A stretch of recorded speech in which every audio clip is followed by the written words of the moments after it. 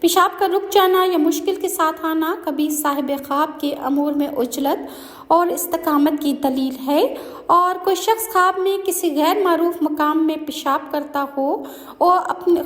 ہوا اپنے آپ کو دیکھے تو یہ تعبیر ہے کہ صاحب خواب اس علاقے میں شادی کرے گا اور اس کے ہاں بچہ پیدا ہوگا۔ بعض علماء نے کہا ہے یہ خواب ایسے خرچ کرنے پر دلالت ہے جو واپس آ جائے گا، اور خواب میں کنویں میں پیشاب کرتا ہوا دیکھیں تو وہ مال خرچ کرنے کی علامت ہے۔ خواب میں سامان تجارت پر پیشاب کرنا اس میں نقصان اٹھانے کی نشانی ہے۔ کسی نے خواب میں دیکھا کہ اس کے ساتھ کوئی دوسرا بھی پیشاب کر رہا ہے تو دونوں کے آپس میں